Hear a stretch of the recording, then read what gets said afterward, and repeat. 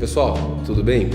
Na semana passada eu havia prometido comentar a respeito de um escritor chamado Antônio Prata e eu faço isso com muita alegria porque ele é um dos meus escritores contemporâneos favoritos. Antes de falar um pouquinho a respeito do livro dele, eu queria discutir um pouquinho com vocês sobre a noção do clássico. O clássico costuma ser o livro, a clássica costuma ser a obra que todos reconhecem como grande, como importante. Normalmente as pessoas falam que os clássicos eles são mais antigos e que é muito difícil apontar algo presente que vai ser clássico.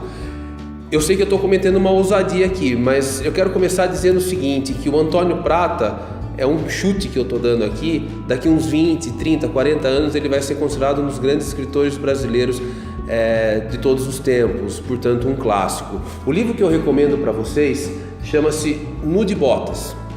O Antônio Prata, ele é muito conhecido como cronista, ele escreve para a Folha de São Paulo semanalmente e as suas crônicas carregam todas as virtudes das boas crônicas. Então a gente tem leveza, mas ao mesmo tempo a gente tem densidade, a gente tem humor, mas a gente tem momentos comoventes, a gente tem discussões a respeito de temas contemporâneos e a gente tem memórias do escritor, todos esses elementos da crônica.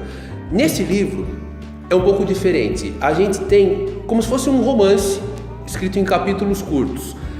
Cada capítulo, aproximadamente 5, 6 páginas, às vezes um pouco mais, às vezes um pouco menos, é uma espécie de volta ao passado que o Antônio Prata faz.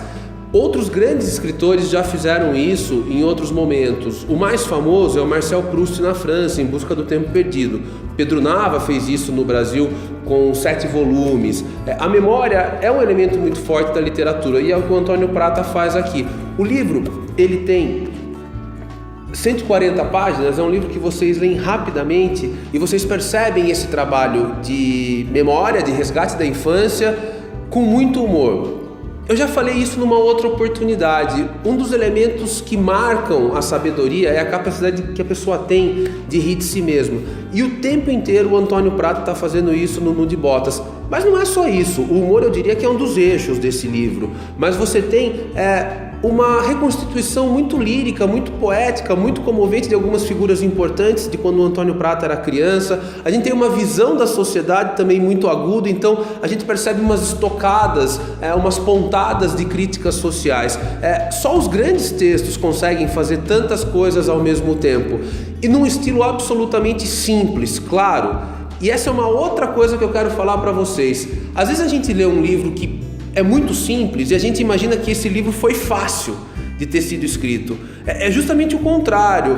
Eu gosto sempre de usar o exemplo do Manuel Bandeira, porque quando a gente lê os poeminhas do Manuel Bandeira, a gente percebe que eles são cristalinos, eles são óbvios, elementares. E é muito tentador falar, nossa, é fácil escrever desse jeito, mas o trabalho nos bastidores para escrever uma coisa dessas é muito pesado. É a mesma coisa com Antônio Prata. Eu diria, inclusive, que é mais difícil escrever de um jeito acessível do que de um jeito truncado, de um jeito rebuscado. Então vocês puderam perceber, em poucos minutos que eu estou falando a respeito do Antônio Prata, que ele reúne várias das virtudes. Ora, se ele reúne várias das virtudes, eu acredito que tem tudo para ser um clássico. Certo, pessoal? Semana que vem eu volto com outras dicas, tá bom? Um abraço.